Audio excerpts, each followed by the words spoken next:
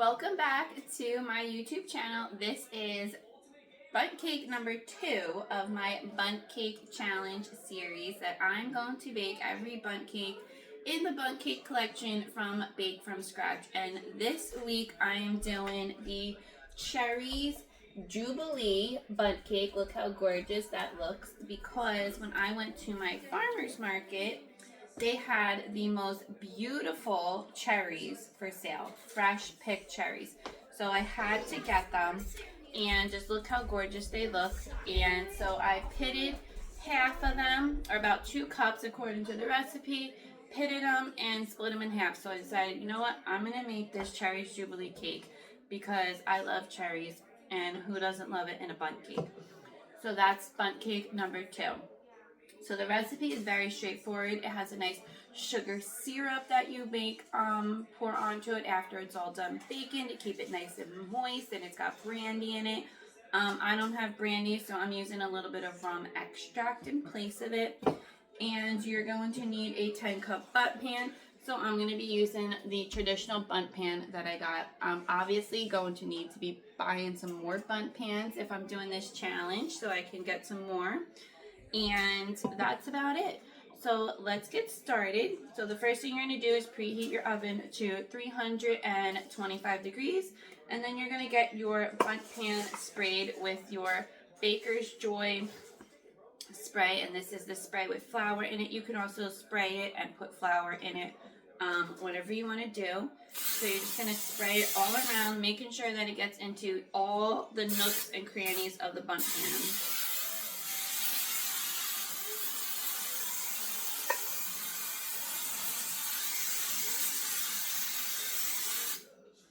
And every time I do that, it always makes me cough. So once you got that done, you just set your bundt pan aside. It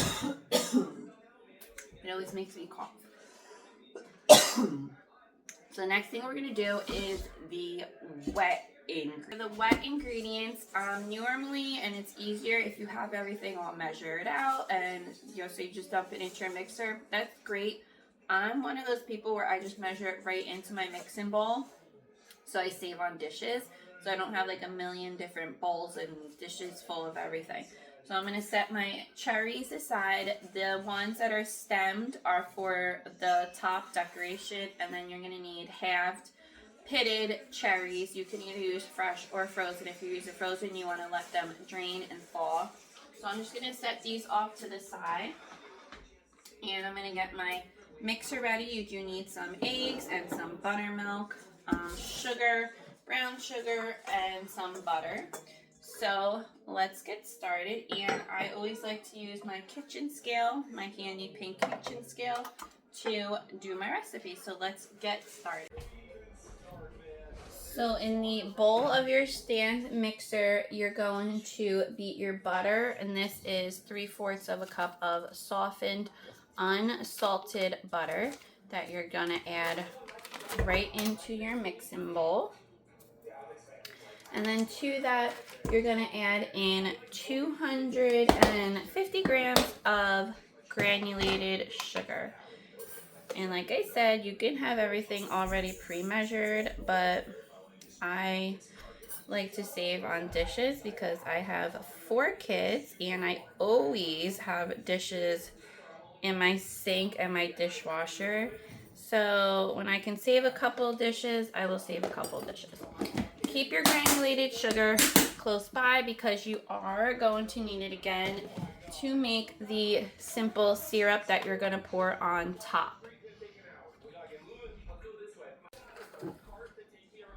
The next thing you're going to add to your butter and sugar will be the brown sugar, and you just need 55 grams of brown sugar. Light brown sugar, not dark brown for this one. Just 55 grams, and that is it. That's a little bit more than 55 grams. There we go. So 55 grams. Seal this back up, and then you're going to put it on the mixer. Oh, one more ingredient is our orange zest. About 2 grams of orange zest. I'll just use my son's little spoon to scoop it out. So orange, zest brings out the flavor in the cherries, and I love anything with cherries and orange zest, and then almond extract also brings it out. So with your paddle attachment, you just put it on, and then you're going to beat this on medium speed for about 3 to 4 minutes while we get the eggs cracked into a separate bowl.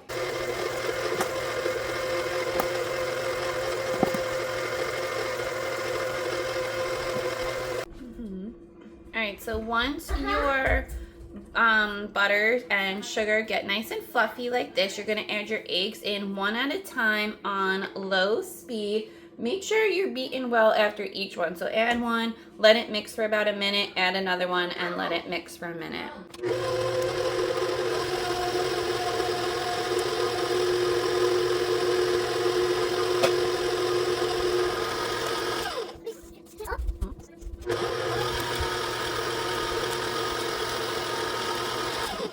Okay, so once you added in your eggs, now you're going to add in your extract. So we're going to add in some vanilla bean paste. This is my favorite bourbon vanilla bean paste that I got from Trader Joe's. And you're going to add in about a teaspoon, so not too much. And then you're also going to add in some almond extract, and this is going to be about 2 grams. Almond extract is, pretty potent stuff, so you don't want to add too much. Give that a quick mix, and then we're going to get our dry ingredients together.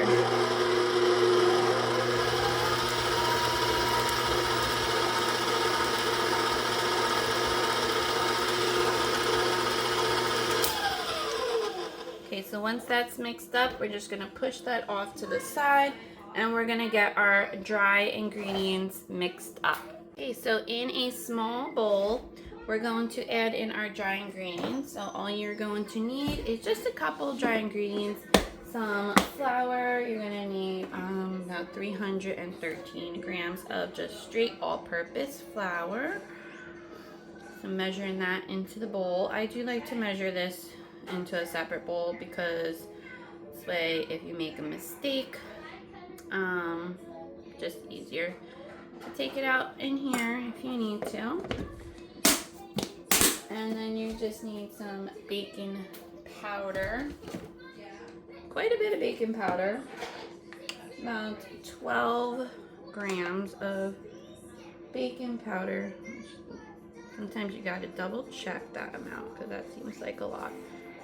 12 grams.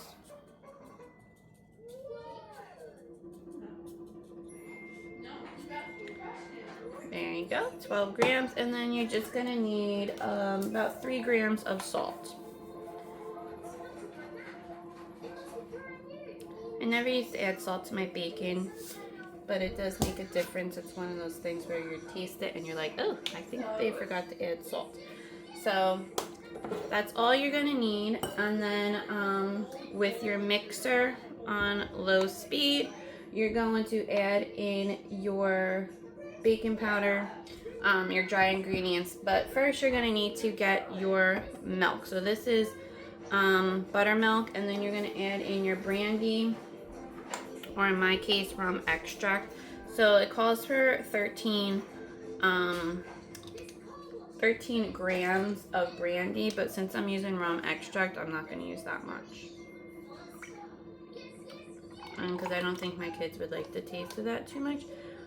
So I'm just going to use a little less than 13 grams. Okay, so now we're going to alternate adding in our dry ingredients with our buttermilk to our wet ingredients that are already in the mixer. So on low speed, you're going to alternate dry, wet, and then we'll stop at that point. So add in your dry ingredients and your buttermilk, and then come back.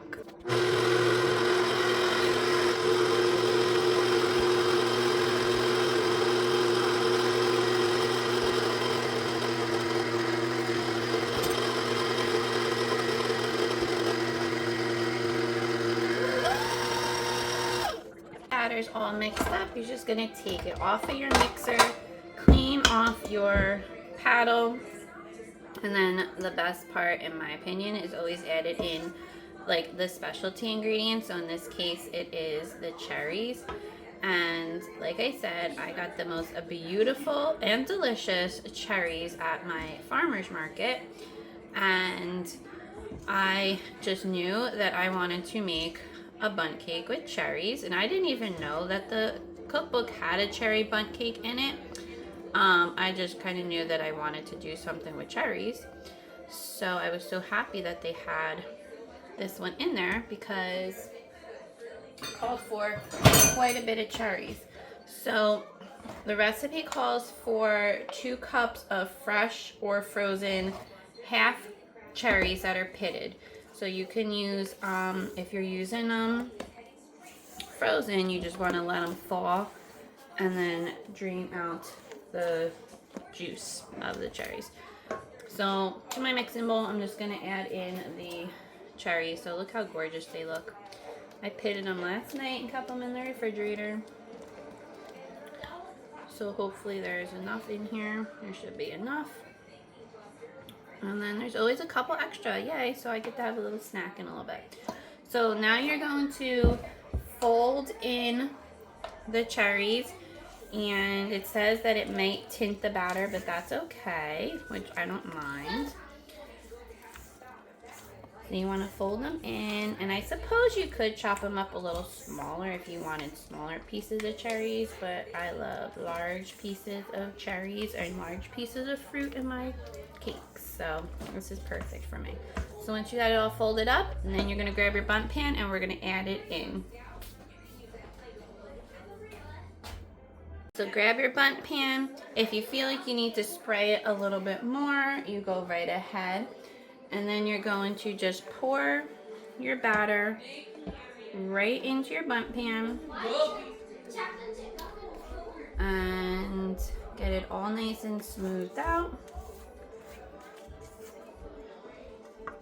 Make sure you don't waste any of that delicious batter because it's so yummy.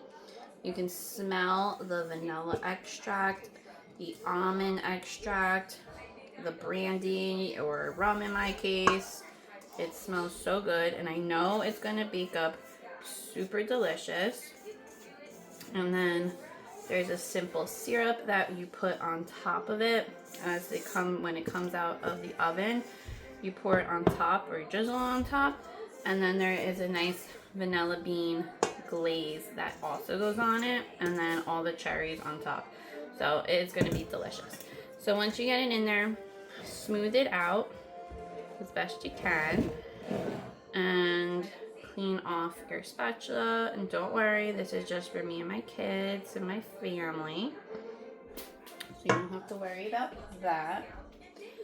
Here's my towel. Okay, so now you're going to tap it on the counter to get out any air bubbles. And then you're just going to pop it in the oven. And it's going to bake for about 50 to 55 minutes in the oven at 325.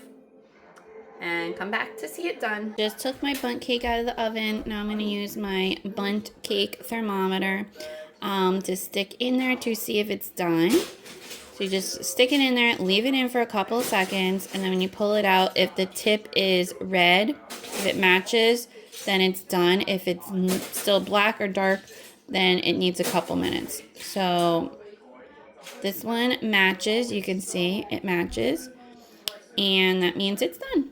So now I'm going to flip it out onto my cooling rack, and then we're going to let it cool for a little bit, and then we're going to make the simple syrup that goes on top of it. So to flip it, really easy. You're just going to get your cooling rack on, place it on top, and then flip it over, and hopefully that it doesn't slide like that. And then just pick it up and place it on top. So obviously mine slid over, but that's it. And look how gorgeous it came. And a little bit always gets stuck, but that's okay. So now we're going to let it cool while we make the simple syrup to go on top of it. While your bundt cake is cooling, in a small saucepan, you're going to weigh out 120 grams of water, and this is to make the simple syrup. This isn't probably a necessary part of it, but it definitely keeps it flavorful, and it's definitely going to keep it moist also. So to your pot, you're also going to add in 50 grams of granulated sugar, and I'm just using my hands because I don't have a measuring cup with me right now. So just 50 grams, and then you're going to bring that to a boil. And we're going to add in some vanilla and some more brandy. So you're going to put this onto a sauce over the heat, and you're going to bring it to a boil. And it shouldn't take that long. It should only take a couple minutes. And you want to stir frequently so that it doesn't burn on the bottom. So cook this over medium-high heat and come back in a couple minutes. Comes to a boil like this, you're going to turn it off the heat. You're going to add in a little more of your brandy or rum extract in my case, and then you're also going to add in some more vanilla bean paste. Not too much, just enough. And then you're going to stir that around, and you're going to let it cool for about 5 minutes, and then we're going to pour it on, like drizzle it on the cake. Okay, so in true Amanda fashion, I was too hasty when I flipped my bundt cake out, and it kind of crumbled and didn't come out nice and smooth. So that was my son. So what you want to do, let it cool in your pan for about 15 minutes on a wire rack, and then flip it over and invert it. Don't make my mistake. But I did save as much as I could, and it's not horrible. So I'm just going to carefully transfer it over to my platter and get the drizzle going on there. Once you got it on your platter, now it's time to get your simple syrup and a pastry brush, and you're just going to brush it all over your cake. And this is just going to add in so much flavor to your cake. It's going to soak in. It's going to keep it nice and moist, flavorful. This, I think this could be optional, but at the same time, I wouldn't skip this step. Is it necessary? Probably not, but at the same time, it's just going to add in so much flavor to your cake that you don't want to miss it. And use it all. Be very liberal with it. Just pour it over. You can dollop it on there.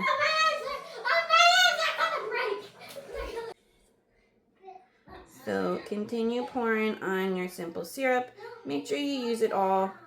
And yes, it's going to drip off the sides, but that's okay. Your cake is really going to absorb it. Scrape out all the vanilla beans on the bottom of your pan and just leave it to sit until it cools completely. And then we'll make the glaze for it. So once your bundt cake is cooled, now it's time to make the vanilla glaze. So in a small mixing bowl, I just have some powdered sugar into it, and I'm going to add in a splash of vanilla extract. You can also use vanilla bean paste if you want more of that. And then you're also going to add in some of your brandy, or in my case, the rum extract. I always find it easier to start off with a little bit of liquid and then add to it. If you gets too thick, then instead of adding too much, and then you got to constantly add in more powdered sugar, then you have way too much. So just add in a little bit at a time. If it's too thick, like mine is too thick, and then you can just add in a little bit more liquid also if you want to, or you can always add in some like milk too. If you want to add in some like coffee creamer, you can do that. I might do that too, actually. That might sound good. Just to get it to the right consistency, so it's just getting a little thick, so I'm going to add in a little bit of coffee creamer. I'm just going to add in a splash of whatever coffee creamer I had. This is a good alternative if you don't want to add in any more extract. Sometimes too much extract is too flavorful, you know, make it too strong. And I think these under the table. Probably should have used a bigger whisk than my baby whisk here, but I just love this baby whisk. So let me switch to a bigger whisk to get it fully incorporated. Got it to the perfect consistency for me. I don't like mine too thin. I like it a little thick. But this is kind of what I want it to be. So I want it to kind of ribbon off my spoon. So now I'm going to grab my cake and I am just going to drizzle it over the top of it. All over, let it go down into the grooves, wherever it may fall. Do a little drizzle drizzle, make it a little decorative.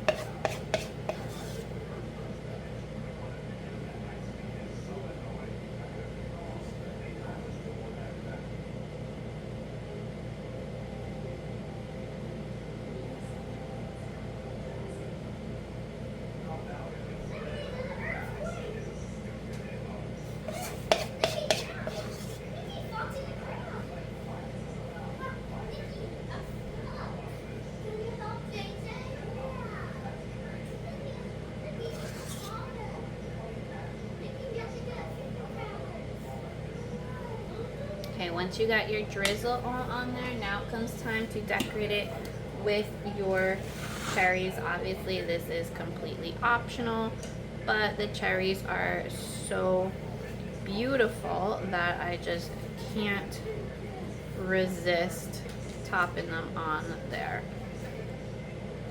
So I'm just going to put a couple of them on and around. And then I am going to taste it because I'm super excited about this one. And I'm really excited to try this because look at how gorgeous this looks. And it came together so simple. Now the cake is all done and comes time for the best part, which is taste testing. So I'm just going to cut me a little chunk of this beautiful cake and we're going to test it to see how it is. Was me, right? So I cut off a little chunk and I got to get a piece that has the glaze and cherries in it.